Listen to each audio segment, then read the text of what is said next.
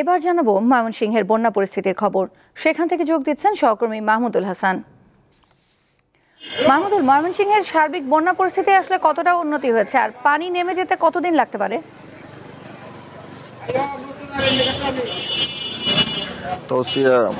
ময়মনসিংহের সীমান্তবর্তী হালুয়াঘাট এবং ধোবাউড়া উপজেলার বন্যা পরিস্থিতি উন্নতি বলতে আমি বলি অনেকটা অপরিবর্তিতই বলা চলে। দু একটি ইউনিয়নের পানি কিছুটা নেমে গেলেও এই যে পানিটা নেমে যাচ্ছে সেটি কিন্তু আবার পার্শ্ববর্তী যে ইউনিয়নগুলো রয়েছে সেইগুলোতে গিয়ে প্লাবিত হচ্ছে।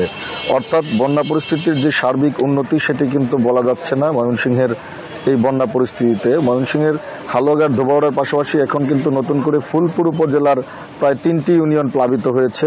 আজকে সকাল থেকে আমি ধোবাউড়া উপজেলায় অবস্থান করছি। আমি এখানে বেশ কয়েকটি এলাকা ঘুরে দেখেছি। এখানের মানুষ এই বন্যায় খুবই কষ্টে তাদের দিনানিপাত করছেন। গত 5 দিন যাবৎ তারা এই ভোগান্তিতে রয়েছেন। আমি গিয়ে দেখেছি অনেকের ঘরে, মেঝেতে, রান্নাঘরে এবং বাড়ির উঠোনে সব জায়গায় কিন্তু পানির সয়লাভ। তারা তাদের যে রান্নাবান্না থেকে নিজেদের প্রয়োজনীয় কাজ সেগুলো করতে পারছেন না। বিশেষ করে তাদের যে হাঁস মুরগি গবাদি পশু রয়েছে সেগুলো নিয়েও তারা অনেক বিপাকে রয়েছেন। চরম প্রকারের খাদ্য সংকট, মানুষের খাদ্য সংকটের পাশাপাশি গবাদি পশুর খাদ্য সংকট সেটিও কিন্তু ব্যাপকভাবে দেখা দিয়েছে। সেখানকার মানুষ আমাদেরকে অত্যন্ত ক্ষোভের সাথে জানিয়েছেন যে আসলে তাদের 200-400 জন লোককে খাওয়ানোর মতো সামর্থ্য থাকলে এই মুহূর্তে তারা নিজেরা খেতে পারছেন না, কারণ সেখানে রান্নার কোনো পরিস্থিতি নেই। কিন্তু এই গত 5 দিনে এখন পর্যন্ত তেমন কোনো ত্রাণ সহায়তা বা কোনো ধরনের খাদ্য সহায়তা সেটি তারা পাননি। এজন্য কিন্তু তারা অনেকটা ক্ষোভ প্রকাশ করেছেন এবং তারা বলছেন যে আসলে দেশের অন্যান্য জায়গায় যে বন্যা পরিস্থিতিতে সারা দেশের মানুষ যেভাবে সহযোগিতা করেছেন, কিন্তু এই হালুয়াঘাট ধোবাউড়ায় তার সেরকম কোনো চিত্রই কিন্তু দেখা যায়নি। এজন্য তারা মানসিকভাবে খুব কষ্ট পেয়েছেন বলে আমাদেরকে জানিয়েছেন।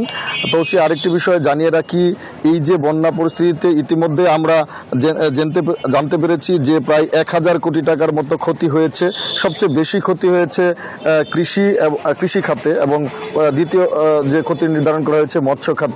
এই ক্ষতি পুষিয়ে ওঠা এই এলাকার মানুষের জন্য অনেকটা কঠিন বলে তারা আমাদেরকে জানিয়েছেন।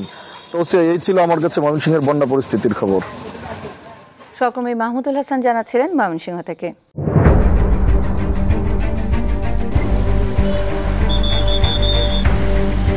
পুরা ঘরে আমার মালামাল সহ একবারে চাপা দিয়ে লইয়া পুড়ে গেছে। এটা মুখে বললে যাবে না যে রাস্তা কত যে ভাঙছে। 200 বছর আগের ঐতিহ্য মাটির ঘর ছিল, ওই মাটির ঘরগুলো একবারে ভাঙ্গা নিচে পড়ে গেছে। মানুষের তো অসহায়, করার কিছু নাই।